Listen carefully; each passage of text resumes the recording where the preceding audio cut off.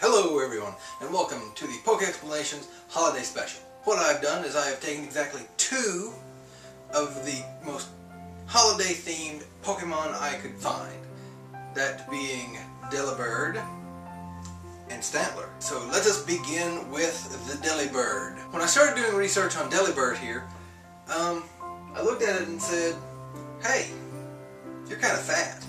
And while I'm obviously known to talk, my next thought was, hey, that fat's got to be used for something. So I looked at its types. The flying part didn't really make any sense to me. The ice part did. It said, hey, this thing's got to live in some really cold environments like, mountaintops or something of that matter. So that fat is going to help it stay warm. But enough about my initial thoughts. Let's get into its descriptions. And before we go any further, I'd just like to point out that in doing my research on Cerebi.net, where I get all these descriptions, I start at the very first game the Pokemon was in. In Delibird's case, that would have been Pokemon Gold and Silver. And if the information listed in an earlier game is repeated in a later game, I'm less likely to use that, unless there's new information with it. So, just a heads up for anyone who's wondering why I'm going all the way back, and haven't in the past. We begin in the great land of Johto in Pokemon Silver. It always carries its food with it, wherever it goes. If attacked, it throws its food at the opponent. Pokemon Emerald. It carries food bundled in its tail. There was a famous explorer who managed to scale Mount Everest thanks to this Pokemon sharing its food. Versions Diamond, Pearl, and Platinum. It carries food rolled up in its tail. It has a habit of sharing food with people lost in mountains. Heart Gold version. It carries its food all day long. There are tales about lost people who were saved by its stored food. Soul Silver. It nests at the edge of sharp cliffs. It spends all day carrying food to its awaiting chicks. What I got out of all that was that basically, Delibird is a big flying St. Bernard that's, Christmas colored. So first things first, Delibird carries food wherever it goes. It goes out, it finds food, it carries food with it, it always has food!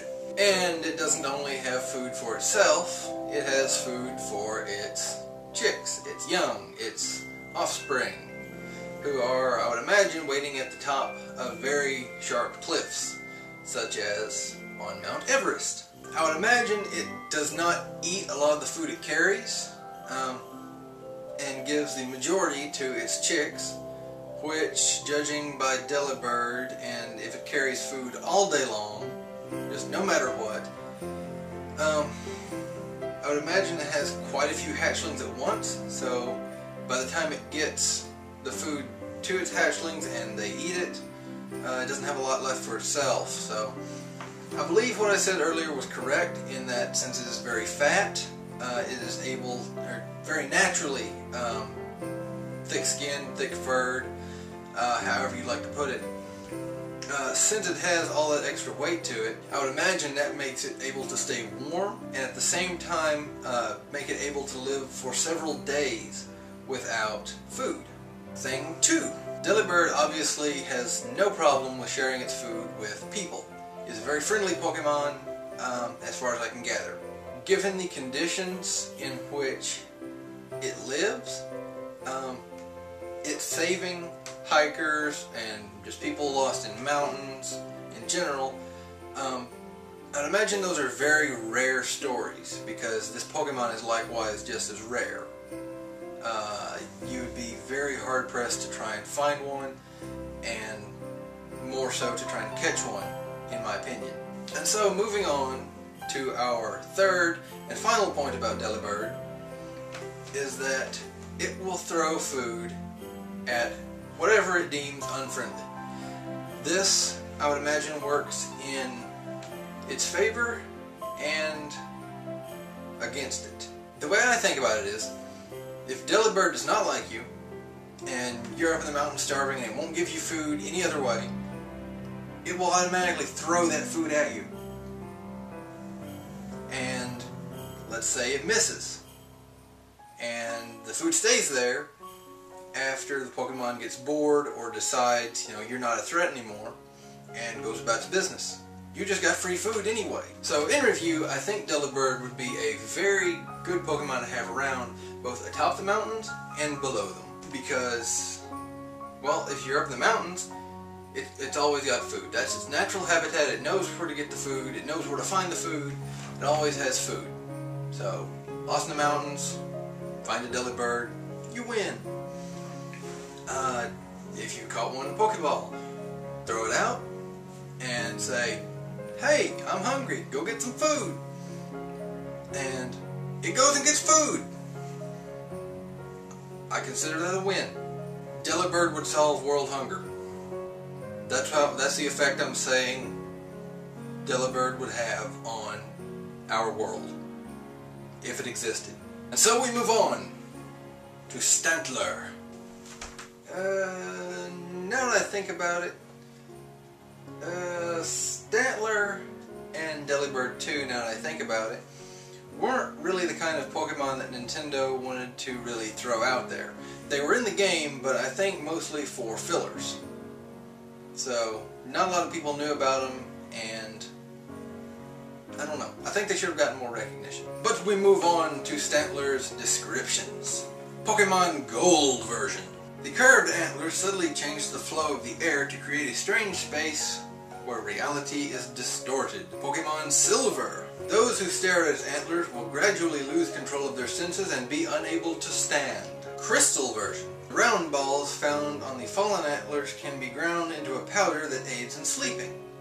Very useful. Emerald version. Stantler's magnificent antlers were once traded at high prices as works of art.